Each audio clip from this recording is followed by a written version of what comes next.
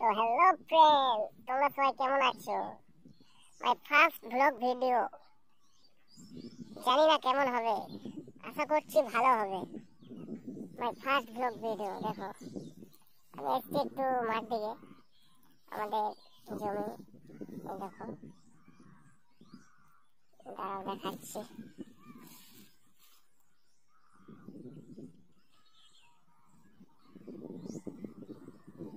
তো আমি একটু এসছি মাঠের মধ্যে। আমাদের এখন ধান কাটা সিজন চলছে, ওই দেখো ধান কাটছে। ঠিক আছে, ধান সব পেকে গিয়েছে। দেখো, এটা আমাদের জমি। এই দেখো, এদিকে জমি ধান কাটা হয়ে গিয়েছে।